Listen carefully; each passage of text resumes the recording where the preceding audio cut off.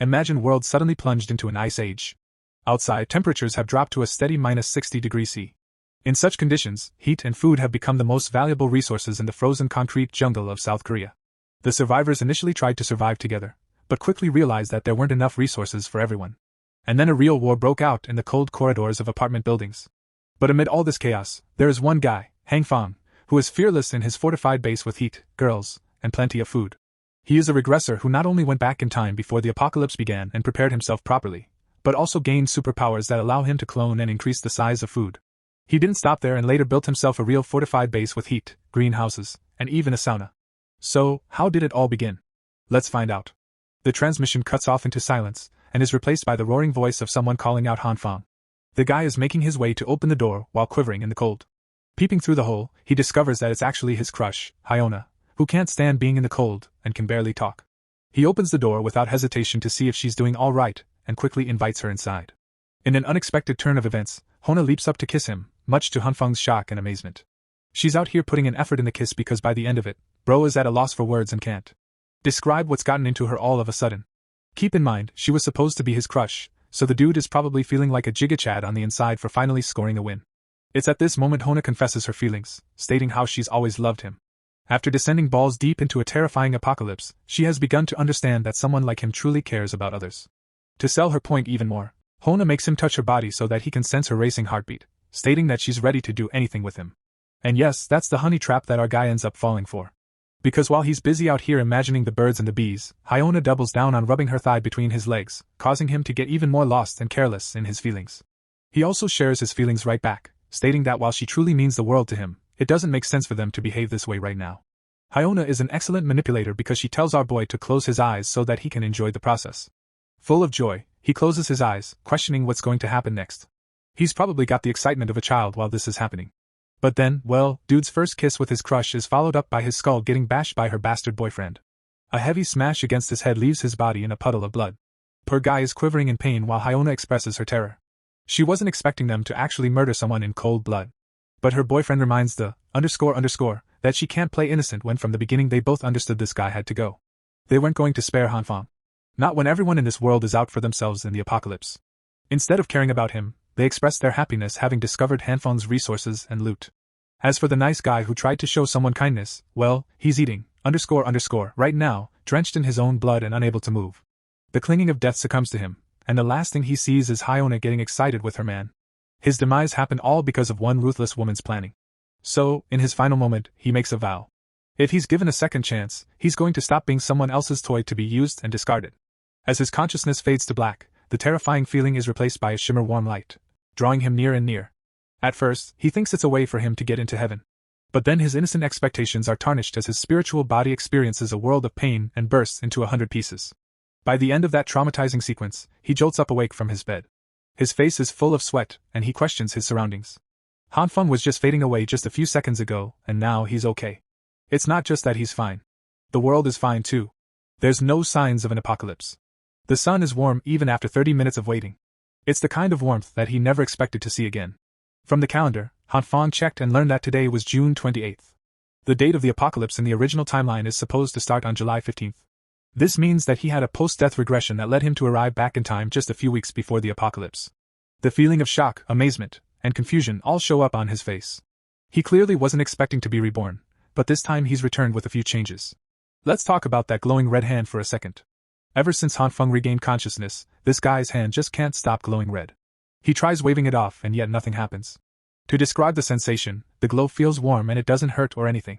At first, he thought that his mind was playing tricks on the guy, but then Han Feng sneezed out of nowhere, leading to yet another intriguing development. The same hand that was red a second ago is now glowing a bright green, adding even more to his confusion. But there's a difference this time because Han Feng actually loses control of the magnitude of his glowing power, causing it to get even bigger. In a state of hurry and panic, he stands there looking lost at his newfound problem. The radiating glow out of nowhere starts shrinking in his hand. The behavior of the glowing effect is odd and different from the red one.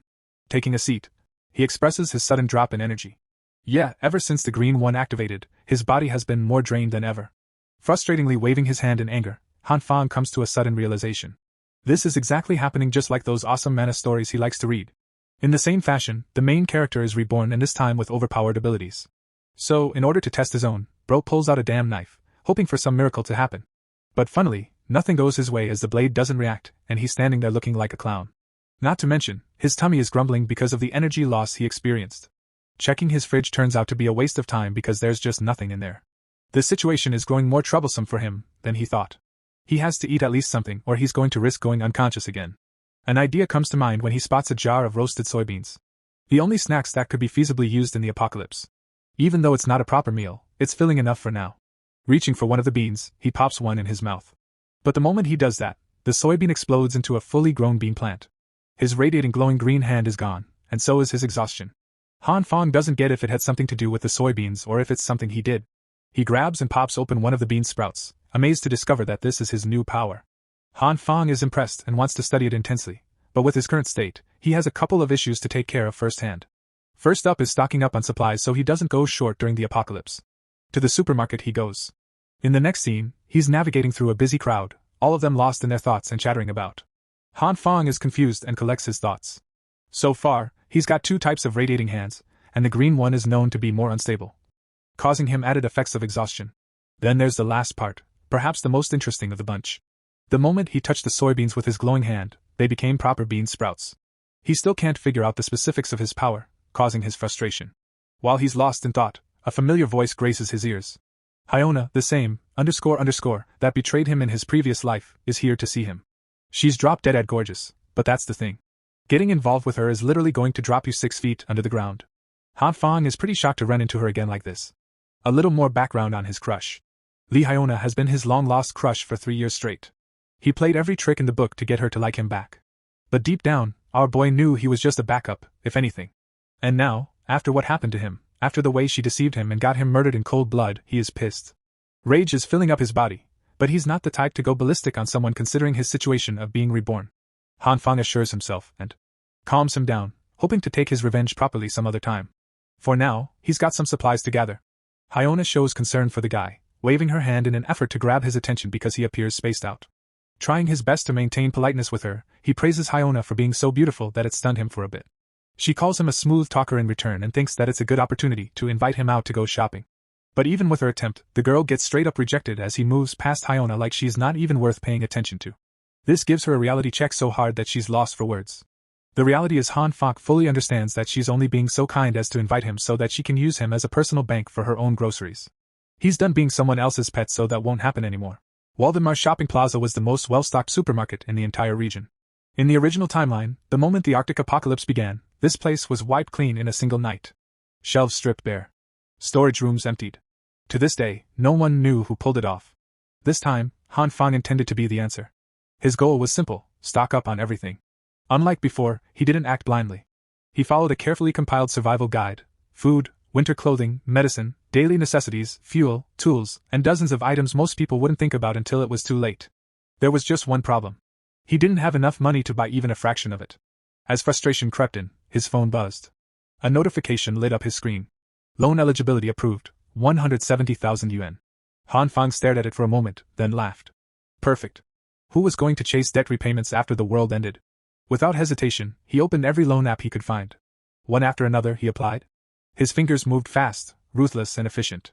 By the time he finished, he had drained every available source dry. The apocalypse wouldn't wait, and neither would he. Elsewhere, Lee Hyona was in a terrible mood. Being ignored like that bruised her pride more than she cared to admit. She fumed as she walked, cursing Han Fong under her breath. How dare a guy like him reject her? A nobody with no car, no status, acting like he was too good for her. It said everything about her personality. Not that it was surprising. She'd gotten him killed once already. She swore she wouldn't bother being nice to him ever again. Then a car pulled up beside her and honked. Annoyed, she turned, only to freeze. It was Han Fong. Behind the wheel. Her shock was unmistakable. He stepped out casually, as if this were the most normal thing in the world, and explained that he'd just bought the car. His father, he said, had been making serious money in the States, and had sent him some cash to enjoy himself. He'd been busy earlier too, dropping his father off at the airport. The explanation instantly cooled her anger. So that's why he rejected her. Embarrassment flickered across her face. She apologized for asking him out at a bad time, then, like clockwork, shifted into tears. Complaining softly about how cold and heartless he'd been, acting pitiful and cute all at once. Classic. Han Feng's response caught her completely off guard. First, he called her foolish. Then he pulled her closer, speaking softly, telling her he'd never abandon someone like her, someone so important to him. Hyona's heart leapt. She thought she'd won. Smiling sweetly, she said she felt the same way. Suggested a movie. Dinner. Something romantic. Han Fang cut her off. Take care, he said flatly. Then turned away. He was already busy tending to his luggage. Hyona stared, stunned. She couldn't understand why he'd suddenly bought so much stuff either. When she asked, he shrugged casually. Just felt like it. Then, as if throwing fuel onto the fire, he mentioned he'd bought her a gift. Her mood flipped instantly. Beaming, she waved goodbye and headed home, convinced she'd played him perfectly. She didn't notice the identical expression on Han Fang's face. Both were manipulating the other. The difference? Han Fang had no intention of ever revealing his stockpile.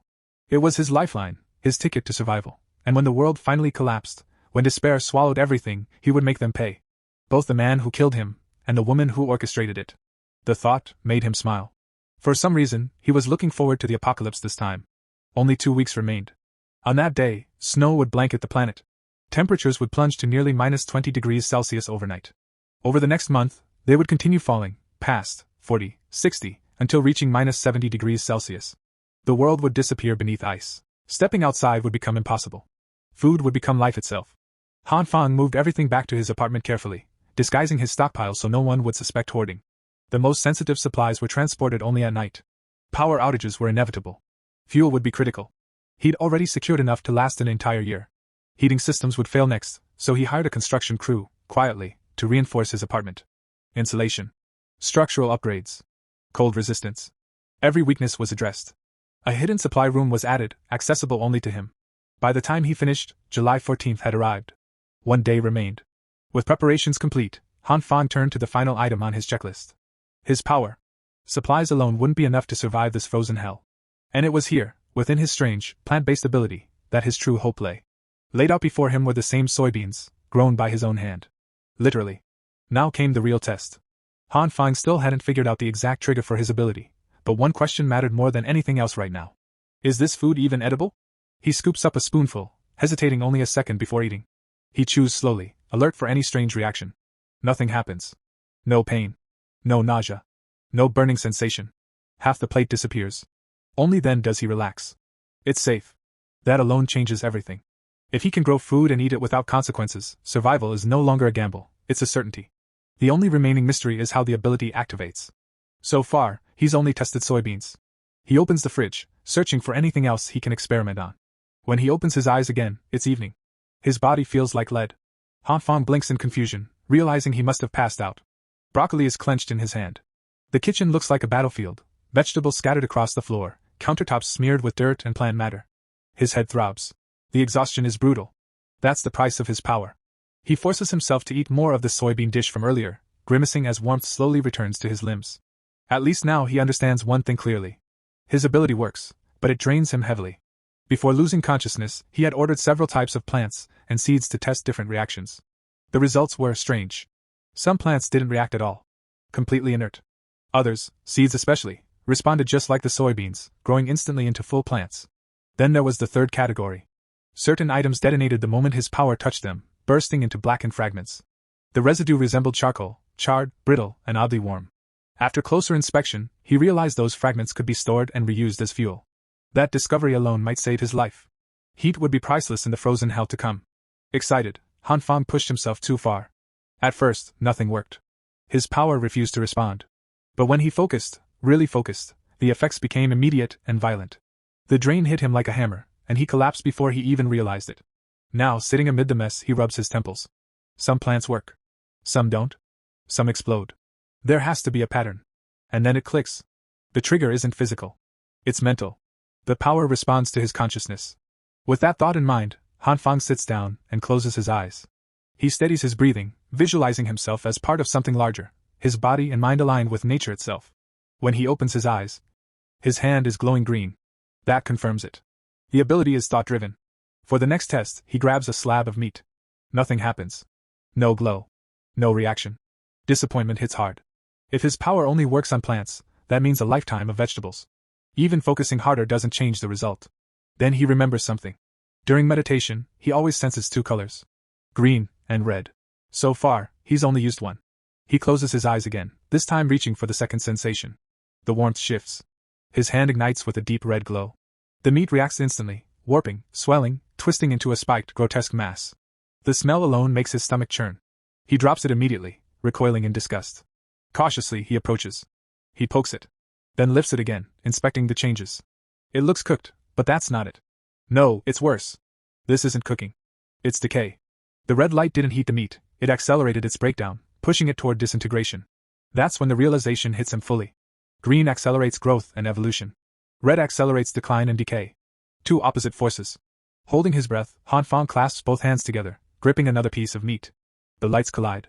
A flash of yellow bursts outward. When it fades, the meat in his hands has doubled in size, fresh, firm, and flawless. The soybeans he was holding are gone. Merged. Absorbed. Further inspection confirms it. The meat is impossibly fresh. Better than anything he's ever bought. His heart pounds. This power isn't just survival level. It's broken. He tries again. Fails. The backlash hits instantly, darkness swallowing his vision. He slams a fist into the floor in frustration, but stops himself. Rushing won't help. He's already made massive progress in a single day. Mastery will come with time. For a brief moment, he imagines himself standing at the top of the world, untouchable, unstoppable.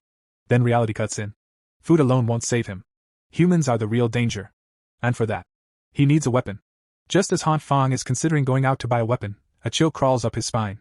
It's begun. Just like last time. Snow is falling thick, heavy flakes in the middle of July. The sky is dull and oppressive, the kind that presses down on your chest. This is the first sign. Soon, temperatures will plunge past -45 degrees Celsius, and once that happens, moving outside will become a death sentence. He doesn't hesitate. If he's going to get a weapon, it has to be now.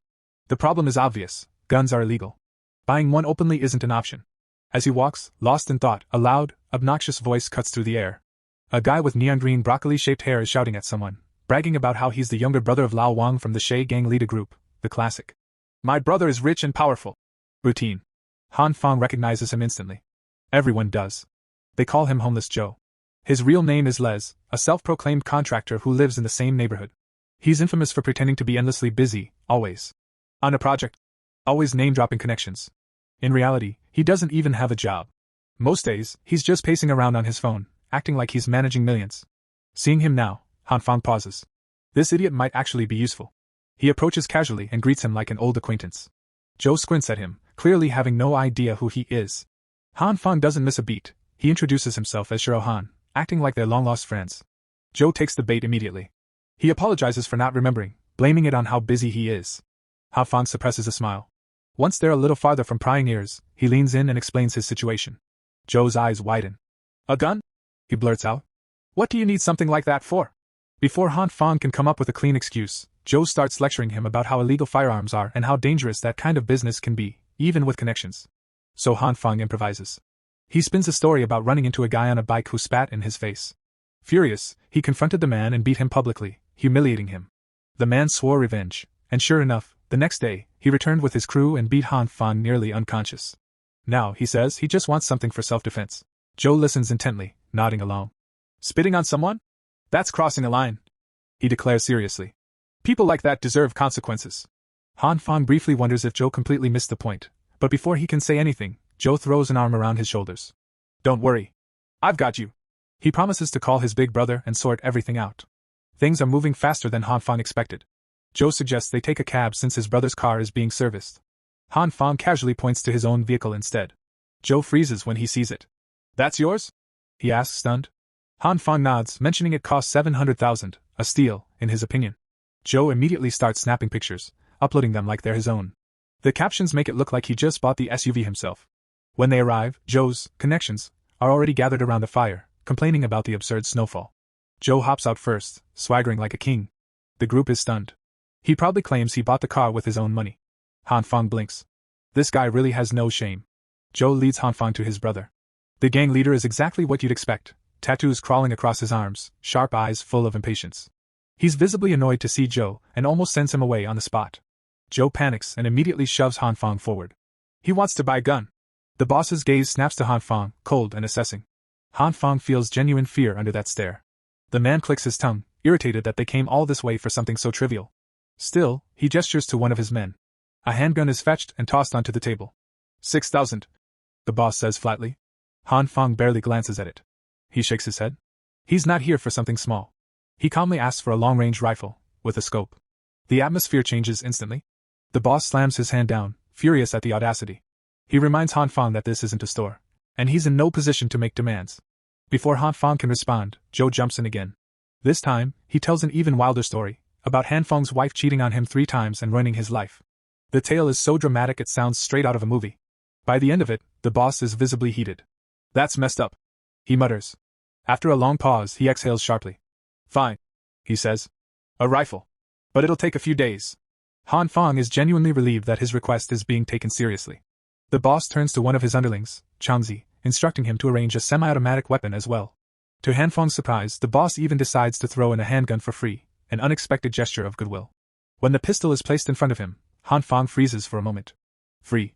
He quickly expresses his gratitude. In return, he offers something far more valuable than money: information. Lowering his voice, he tells them that he has connections within the government.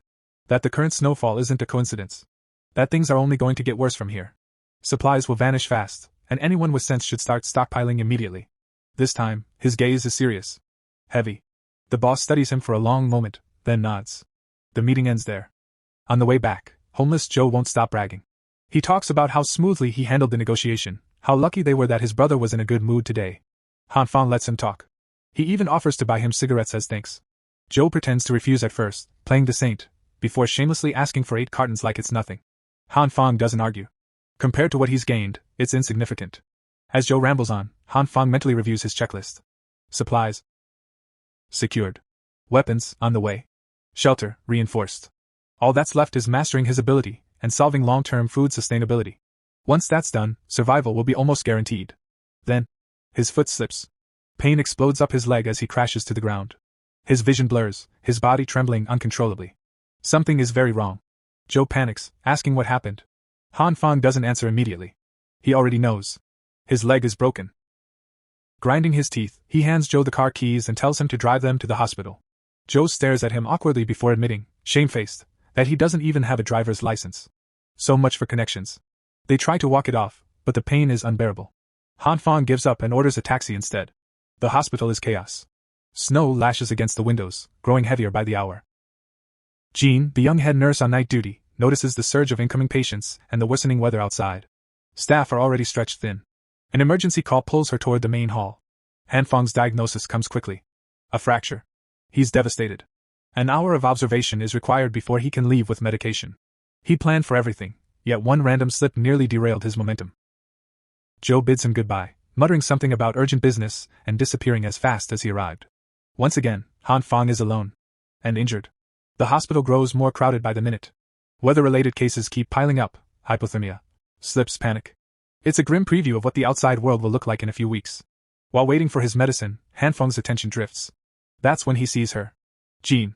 She moves efficiently through the ward, checking pulses, calming patients, assisting doctors wherever needed. Despite her young age, she's clearly relied upon. And beyond that, she's kind. Genuinely kind. Too kind. Han Fang finds himself staring, surprised that someone like her exists in a place like this. An elderly man calls her over, complaining about sudden back pain. Jean explains gently that they're short-staffed and asks him to wait. As she bends to examine him, he quietly slips his phone lower, angling it beneath her skirt. She doesn't notice. When she tells him she'll arrange an X-ray later, the man takes it further, reaching out, grabbing her. Still unaware of his intent, Jean reassures him that a doctor will arrive soon. That's when Han Fang snaps. He hurls his crutch straight into the man's face. The impact sends the old man crashing to the floor. Jean gasps, rushing forward in alarm. Han Fang quickly apologizes, claiming he lost control because he's new to using crutches. As the old man yells, Han Fang picks up his dropped phone and sees the photo. Rage floods him. He confronts the man immediately, threatening to call security and the police. Says he'll upload the evidence online if he ever pulls something like this again. The man doesn't argue. He bolts. The same man who claimed he couldn't move a minute ago sprints out of the hospital like his life depends on it. Even Jean is stunned. Han Fang hands her the phone and explains everything. Once she understands, her expression shifts, from confusion to quiet anger. She thanks him sincerely and takes the device to report the incident. Then she pauses. Wait, weren't you injured? The adrenaline fades. Pain slams into Han Fang like a truck. He screams. A short while later, Jean returns and properly rewraps Han Fang's leg. The treatment works. Most of the pain fades, leaving behind a dull ache rather than agony. The head nurse thanks him again, bowing slightly as she promises to be more careful from now on, to never let anyone take advantage of her kindness again. Han Fang watches her quietly. Judging by how clumsy she is, how easily she trusts people, he doubts that lesson will truly stick. Before he can say anything more, Jean is called away for another emergency. She stumbles off in a hurry, turning back only to remind him to return in a week for a proper follow-up. Han Fang nods. But inside, he already knows the truth. In 1 week, the world will no longer resemble what it is today. He leaves the hospital with that heavy thought weighing on his chest. The next day, the weather takes a drastic turn. News channels around the globe erupt with emergency reports. Temperatures plummet at terrifying speeds. Snowstorms appear in places where snow should be impossible. Dubai, Egypt, entire desert regions buried beneath white. Experts from over 40 countries rush into emergency conferences. After hours of discussion, they release a statement: the cold wave is temporary. It will pass within days. Citizens are urged to remain calm, stay indoors, and follow safety procedures. Han Fang watches the broadcast from his modified room, completely unfazed. The heater hums softly, radiating endless warmth. His supplies are stocked. His shelter is sealed. He knows the truth. The disaster won't pass. It never did. Last time, he believed these lies, and paid for it dearly. This time, he feels nothing but cold amusement. The media isn't spreading hope, it's controlling panic. And unlike before, he's ready. Truly ready. His apartment complex group chat explodes with activity. Residents panic over the worsening cold, complaining about frozen pipes, failing heaters, and snow piling up outside the exits. In the middle of the chaos, an anonymous message appears: the Ice Age apocalypse is about to begin. This storm isn't natural. It's coming from the Earth itself. Han Feng's expression darkens. No one is supposed to know this yet. He immediately marks the anonymous user as dangerous, someone to keep an eye on. In his previous life, he was the only one aware of what was coming. The appearance of another knower changes things. The chat devolves into outrage. Residents tag property management repeatedly, demanding solutions, refunds, explanations. What was once a peaceful housing complex now resembles a mob straining against a leash. If the snow keeps piling up, they won't even be able to buy groceries. Property management panics as well, issuing apology after apology. But words do nothing to cool the residents' fury. They want action. They want compensation. Han Fang scrolls through the messages with growing irritation. Arguing won't melt snow. Yet someone finally speaks with sense. A resident named Jianu points out the obvious. They can't fight a blizzard. Instead of attacking management, they should help each other. Natural disasters are beyond anyone's control. The response is immediate and vicious. People accuse him of siding with management, mocking him relentlessly. Jianu tries to explain he's being realistic, not political, but the mob isn't interested in reason. Another resident joins in, reinforcing the point. Even if the exits are cleared, the roads outside may still be impassable. Walking to nearby stores would make more sense than demanding miracles. Han Feng's eyes narrow. He recognizes the speaker. Their history isn't pleasant. Soon, a blunt, impatient voice cuts through the noise. No politeness, no sugarcoating. If people want food, they need to go outside and clear paths themselves. Complaining won't change reality. Then the speaker logs off. One by one, residents begin volunteering to help. Groups form. Even those who normally avoid hardship step forward. And then Hyona's name appears. Volunteering. Han Fang scoffs. He knows her too well to believe that act. As expected, she draws attention, lets others take on the hard labor, and quietly slips away once the admiration is secured. The same as always. As Han Fang exits the group chat, his mood sours further when a private message pops up. From her. She asks him for food supplies, layering the request with calculated charm, subtle words, carefully chosen photos, all designed to remind him of what he once felt. In another life, he would have folded instantly. This time, he only smirks. With his leg injured, he couldn't go out even if he wanted to, but more importantly, he has no intention of playing her game ever again. He types a short reply. Casual. Cutting. Perfectly timed. Seconds later, her typing bubble appears, disappears, then appears again. He can practically feel her frustration through the screen. For once, the irritation isn't his. Today marks the 3rd day since the blizzard began. Temperatures have already dropped below -20 degrees, yet this is still only the opening act of the disaster to come. Central heating continues to function. Electricity hasn't failed. The internet still exists, offering people their daily illusion of normalcy. Han Fang lies on his couch, scrolling endlessly through short videos, mindless entertainment meant to numb boredom rather than cure it. Normally, this would have been enough to kill time. Today it isn't. He's already tired of it all. And it's only the 2nd day of the so-called apocalypse. The silence of his room presses down on him, forcing him to confront a truth he'd rather ignore. Loneliness rots the mind faster than hunger ever could. His broken leg doesn't help. Immobilized, stuck in one place, stripped of freedom. The doctor said it would take months to fully recover. With nothing else to do, he keeps scrolling. That's when a news report catches his attention. A man, hospitalized after falling from the 15th floor, had survived the impossible. His organs were crushed. His bones shattered. And yet, before doctors could even finish assessing the damage, the injuries began to repair themselves. Not metaphorically. Literally. Tissue regenerated. Bones reformed. A self-healing ability. Han Fang sits up. The thought sparks something in his mind. He raises his hand, summoning the familiar green glow he's relied on before, and presses it against his injured leg. Nothing happens. He tries again. Still nothing. The energy flickers, then disperses. Defeated, he leans back against the couch, frustration sinking in. For just a moment, he had hoped, only to be disappointed once again. Hours pass. Eventually, exhaustion pulls him under. In his dream, Han Fang wears primitive clothing, riding atop a massive goat. Behind him stretches an absurd sight, an entire flock of goats, charging forward in unison. Some even appear to glide through the air, their heads bobbing as they follow him across a vast, open landscape. Then everything stops. The lead goat halts abruptly, launching Han Fang off its back. He crashes to the ground, pain shooting through his injured leg. One of the goats approaches and begins licking the wound. Disgusted, Han Fang shoves it away. The goat reacts instantly. Its tongue stretches unnaturally long, wrapping tightly around his leg before yanking him upward into the sky. The moment its tongue coils around him, warmth floods the injury. The pain disappears. The bone begins to mend. Han Fang wakes with a sharp gasp. Cold sweat clings to his skin. His heart pounds wildly in his chest. Then he notices it. Green light pulses faintly around his leg. Slowly, carefully, he unwraps the bandages and lowers his foot to the floor. No pain. He puts weight on it. Still nothing. His leg is healed. The realization leaves him stunned. To confirm his suspicion, he grabs a small knife. His hand trembles as he hesitates, then he makes a shallow cut on his finger. A thin line of red appears. Moments later, green light flares. The wound seals itself shut. Han Fang exhales, so the ability only activates while he's asleep. Interesting. Outside, the apartment complex finally stirs into action. Residents who spent days arguing now shovel snow side by side. The main gate path is cleared through collective effort, largely thanks to Zhang's firm but steady encouragement. He praises an elderly man who worked tirelessly, who in turn gives credit to a pair of twins just as relentless.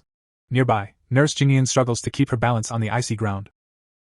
The twins spot her and rush over, helping her to her feet before returning to work, telling her to call out if she needs assistance. Snow continues to fall heavier. Zhang urges everyone to make their grocery run quick and return before conditions worsen. As they prepare to leave, the elderly man hesitates before sharing a rumor he heard days ago, about a resident who arrived with a small truck full of supplies claiming to be moving in. At first, it sounds normal. Then the details surface. Fuel tanks. A fireplace. Equipment meant for survival. Zhang frowns, intrigued but cautious. Before the group can discuss it further, someone nearby, clearly eavesdropping, leans in, eager for more information. He's immediately hit by a snowball from Lu Yen, who tells him to stop slacking and get back to work. Zhang steps in, ending the chatter. The path is clear. It's time to move. Even Nurse Jingyan looks eager as the group heads out. As they make their way through the snow, the old man quietly asks Zhang what he thinks. Could this new resident have known the blizzard was coming? Zhang pauses for a moment before answering, choosing his words carefully. He brushes the concern aside, saying the storm will pass soon, there's no need to overthink it. And even in the worst-case scenario, if the cold really doesn't let up, then having a neighbor stocked with supplies is actually a blessing. Someone like that could help everyone survive. The explanation sounds reasonable enough. As they continue toward the store, the snowfall intensifies, forcing the group to quicken their pace. Back at the apartment complex, Han Fang remains blissfully unconscious in his warm, sealed-off room. His nap is deep and undisturbed, until a knock suddenly echoes through the apartment. A familiar voice calls out from the other side. When Han Fang opens the door, he finds homeless Joe standing there, clutching the goods he'd been promised. This was the gift Boss Le had agreed to provide. Brother Li had personally delivered it. Unlike most people scrambling around the city in panic, Brother Li had prepared in advance. His supplies were already stocked, which allowed him the luxury of moving calmly, even in this weather. Still, Han Fang is genuinely grateful that he came at all. Before leaving, Brother Li shares some troubling news. Rumors had begun circulating as early as last night. Someone had completely emptied a massive supermarket in the eastern district. When Boss Le's people finally cleared a path through the snow and entered the place yesterday, they found nothing but bare shelves. Not a single can. Not a single bag of rice. Han Fang finds the idea almost impossible to believe. Cleaning out an entire supermarket in one night shouldn't be feasible for any normal person. Yet Brother Li is certain. It happened. Slowly, unease creeps into Han Fang's mind. Something about this situation feels off. Stranger than his previous life ever was. It's starting to look like he isn't the only one who has awakened unusual abilities. Brother Li reminds him to stay warm and be careful, then takes his leave. The apartment falls silent once more. Alone with his thoughts, Han Fang tries to piece everything together. The only explanation that makes sense is one straight out of novels and comics: a person with superpowers. Someone capable of storing massive amounts of supplies inside a personal subspace. A ridiculous idea. And yet, Han Fang himself is living proof that such abilities can exist. That realization unsettles him. If others like him are out there, he can't afford to remain ignorant. He needs to understand his powers thoroughly, every strength, every weakness, every limitation, before he encounters someone else who's awakened. He pulls out his diary and begins reviewing what he already knows. His ability reacts to food, both plant-based and animal-based. Using it, he can accelerate growth, increase volume, or cook the material using green energy. The results, however, are wildly inconsistent, and the taste is universally terrible. Worse still, the success rate is abysmal. For soybeans, the chance of successfully growing a plant is only 10%. Meat fares even worse. He still doesn't understand why. As if mocking him, a soybean in his hand suddenly detonates under the influence of his power, releasing a foul-smelling green cloud. When it clears, all that remains is a hard, misshapen stone. A stinking rock. Han Fang clicks his tongue in irritation. The failure rate is unacceptable. If he wants to survive what's coming, he has no choice but to practice. So he does. Again. And again. He keeps at it until late into the evening, refusing to stop despite the exhaustion. Finally, success. In his hands rests a fresh, living soybean plant, pods intact. The effort leaves him drenched in sweat, his body radiating heat like a living heater. But the result is worth it. Through repeated failures, he's discovered several crucial rules. The green energy isn't constant. Different foods require different application durations depending on their nutritional value. Apply the energy too briefly, or too long, and the result is failure. Burnstone. The trick is timing. You need to hit the exact interval. The realization reminds Han Fang of an old rhythm-based music game from years ago, one where success depended entirely on pressing the right buttons at the right moment. Up, down, left, right. Each input had to be precise, every second carefully measured, until a critical point was reached. Stop too early or too late, and you fail. But if you get it right, every soybean becomes a plant. After mastering plants, Han Fang naturally turned his attention to meat. That was where things became truly troublesome. Unlike vegetables, meat reacted violently to even the slightest mistake. One miscalculation, one mistimed pulse of energy. And the result was a foul, bubbling black slurry that barely resembled food anymore. Still, the underlying principles should have been similar. At least, that's what Han Fang believed. The first step was figuring out how much energy meat actually required. He adjusted the flow carefully, applying what he had learned from his experiments with plants. For a moment, everything seemed to be going smoothly. Then, boom. The chicken leg exploded in his hand, splattering the counter with a nauseating black mess. Han Fang stared at the ruins in silence. It quickly became obvious that working with meat would take far longer than plants. He tried again. And again. Chicken legs detonated one after another, each failure more frustrating than the last. The kitchen gradually turned into a disaster zone, stained with scorch marks and residue from countless failed attempts. There was no end in sight. Eventually, Han Fang snapped. He shouted in frustration, cursing this cursed ability, and its absurd difficulty curve. Whoever designed this power clearly had no mercy. But giving up was never an option.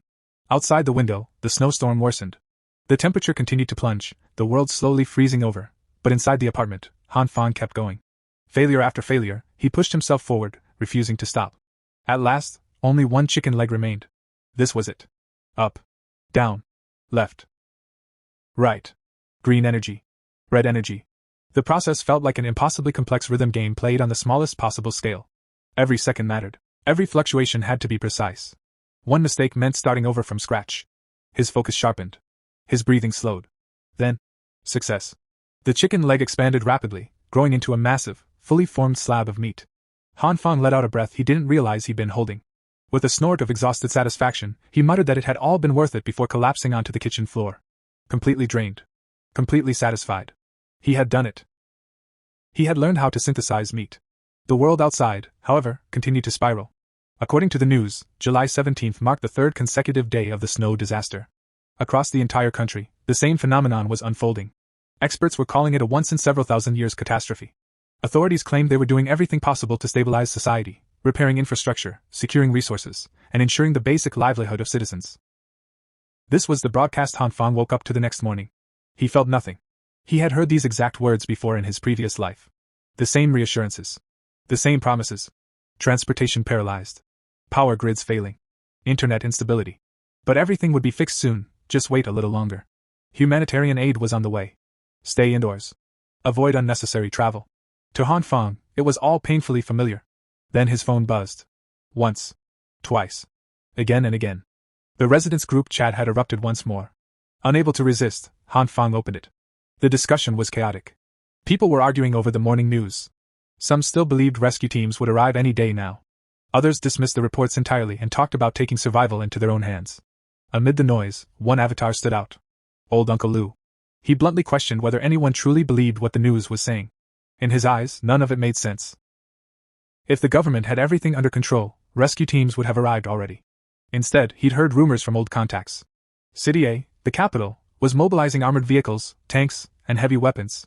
They weren't preparing for disaster relief. They were preparing for war. A war against something unknown. The group chat fell eerily silent. Then panic erupted. People bombarded Uncle Lou with questions, demanding to know if he was serious. If this was true, didn't that mean they were completely finished? Han Fang, meanwhile, felt a strange chill crawl down his spine. War. He remembered this stage. In his previous life, this was exactly how things escalated. Mr. Zhang finally stepped in, cutting through the chaos in the group chat. If what Uncle Lou said was true, then panic and arguments wouldn't save anyone. Survival would. Some residents had already run out of supplies, and with government assistance uncertain at best, waiting around was no longer an option. He proposed immediate collective action. Those who still had enough supplies should help those who didn't. To prove his sincerity, Mr. Zhang declared that he would donate half of his own stockpile to anyone in need. The chat went quiet. Private messages started flying. Some residents whispered doubts. Others hesitated, weighing self-preservation against social pressure. Then one man spoke up. Wu Kuan-yu. He loudly agreed with Mr. Zhang, praising his sense of responsibility and declaring that everyone should contribute what they could. To really drive the point home, he deliberately dragged Li Hyona into the conversation. Hyona instantly recognized what was happening. Wu Kuan-yu wasn't being noble, he was settling a score. She had rejected him before, and this was his chance to corner her publicly. Forced into damage control, Hyona slipped into her practiced weak girl act. She apologized softly, claiming she had no spare supplies left. Her words were laced with helplessness and carefully calculated innocence. It worked. Her simps rushed to defend her without hesitation, turning the discussion into a mess of arguments and accusations. The supposed charity drive nearly collapsed before it even began. Still, despite the noise, donations eventually started rolling in. Food, clothes, medicine, daily necessities. Mr. Zhang thanked everyone who contributed and announced that, given the number of participants, the operation needed structure. He proposed forming a temporary emergency committee to manage and distribute supplies fairly. Naturally, he would lead it. Han Fang smirked when he read the announcement. This again. The same committee had existed in his previous life. And just like last time, it would eventually be exposed for what it really was, a legalized way to seize control of other people's resources. July 19th. Day 5 of the apocalypse. The temperature outside had already plunged to minus 40 degrees Celsius. That morning, the building's central heating finally failed. Panic spread instantly. Without heaters, residents scrambled for alternatives. Some tried lighting small fires indoors. Others layered clothes until movement became difficult. The cold was unbearable, and this was only the beginning. Just like before, the situation was already terrible. And it would only get worse. Except for one person. Han Fang sat comfortably in his apartment, feeding his fireplace with the charcoal byproducts of his failed experiments. On the table beside him sat an ice-cold cola and a slice of strawberry cake. He was gaming. Completely relaxed. Completely unbothered. But peace never lasted. His phone rang. Annoyed, Han Fang paused the game and answered while taking another sip of Coke. The caller was the person in charge of Block 8. They planned to clear the roads in 20 minutes and needed manpower in the basement car park. Han Fang nearly cursed aloud. These people still didn't understand. Snow wouldn't stop piling up. Clearing roads at this stage was pointless. Still, he swallowed his irritation. Getting on bad terms with the neighbors now would only invite trouble later. If too many eyes turned his way, his secret stockpile could be exposed. Reluctantly, he left the warmth of his apartment and headed to the main lobby. The moment he arrived, the situation was obvious. The building was completely trapped. Snow had buried every cleared path, erasing hours of previous effort. Volunteers cursed under their breath, furious at the futility of it all. Someone spotted Han Fang and waved him over. "Help us open the entrance!" They lined up at the door, braced themselves, and pushed together on the count of 3. The door creaked open. And instantly, disaster rushed in. Snow blasted through the opening like a living thing, flooding the lobby and dragging freezing wind with it. The storm howled violently, its force overwhelming. The cold stabbed through clothes and skin alike. Eyes burned. Breathing hurt. Han Fang felt immediate regret. Leaving his couch for this madness was the dumbest decision he made all day. Anyone who stepped outside in this weather wasn't brave, they were suicidal. Thankfully, the others reached the same conclusion. No one could endure that storm. Silently, they retreated and slammed the entrance shut. Then, a familiar presence arrived. Someone who never failed to show up at the worst possible moment. Speaking of idiots. He was finally here. A voice rang out in the lobby. Loud, brash, and painfully familiar. Han Fang didn't even need to turn around. Homeless Joe. Also known, with far more dignity than he deserved, as Brother Lee. He was already roasting everyone within earshot, calling them cowards for hesitating. According to him, real men didn't hide from snowstorms, they imposed their will on them. The volunteers, teeth chattering, tried to talk sense into him. No one should go out there right now. This isn't bravery, it's suicide. But Brother Lee was built on a different operating system entirely. He finished his cigarette in a single dramatic inhale, flicked the butt aside, and charged the entrance like a battle-crazed anime protagonist. With a ridiculous shout, he began punching the snow as if it had personally insulted him. Snow flew everywhere. For a brief, glorious moment, it looked like he was actually making progress. He managed to carve out a brotherly-sized hole in the towering pile outside the door. Then, silence. A few seconds passed. From beneath the snow came muffled, panicked pleas for help. The volunteers rushed forward and dragged him back inside. His face was purple from the cold, his bravado completely buried along with him. That settled the debate once and for all. No one was going outside. The gates slammed shut. Han Fang hurried over, half concerned and half annoyed, making sure the idiot gangster was still breathing. Once it was clear Brother Lee would live to embarrass himself another day, Han Fang suggested everyone head to the basement car park instead. They could find the attendance manager there and decide what to do once the storm calmed, if it ever did. Because at this point, it was obvious. This wasn't a problem manpower could solve. Down in the underground car park, the air felt marginally warmer and far less murderous. People naturally gravitated toward the center, where Mr. Jang stood surrounded by residents like a politician at a campaign rally. After hearing the lobby report, he agreed to suspend the clearing operation. From now on, the basement car park would serve as the official donation and distribution point. Han Fang kept to the background, observing quietly. So this was Mr. Jang in person. The future chairman of the so-called emergency committee. The man who would later wrap manipulation in politeness and call it unity. His gentle tone and reassuring smile were already winning hearts. Mr. Jang thanked everyone for the overwhelming generosity. Donations were piling up, food, medicine, winter clothes. People felt good about themselves. Helpful. United. It was a comforting illusion. Han Fang knew better. Give it time. When the cold stretched on endlessly, they would regret every can and blanket they had surrendered. Brother Lee, still shivering from his heroic failure, decided to head upstairs and waved Han Fang goodbye. As Han Fang scanned the car park, something caught his eye. A familiar face. The head nurse from the hospital. She was dressed in an oversized winter onesie that made her look more like a cartoon mascot than medical staff. Arms full of stacked boxes, she shuffled through the crowd with all the balance of a newborn deer. Predictably, she bumped into a few people. Predictably, she nearly fell. And predictably, Han Fang stepped in and caught her before gravity could finish the job. Holding both her and the boxes steady, he asked if she was okay. The nurse blinked, cheeks flushing pink, as she recognized him. The patient with the broken leg. Right. That patient. Han Fang froze for half a second before scrambling for an excuse. He mumbled something about having always healed quickly since childhood, waving his hands a little too much and smiling a little too hard. It was a terrible lie. Luckily, she was too pure, or too distracted, to question it. Instead, she looked impressed. He offered to carry her boxes. She refused at first, insisting they were heavy, but after a bit of awkward persuasion, she finally handed them over. The moment both boxes settled into his arms, Han Feng's expression changed. They were absurdly heavy. Not full of canned food. Heavy. Not winter clothes heavy.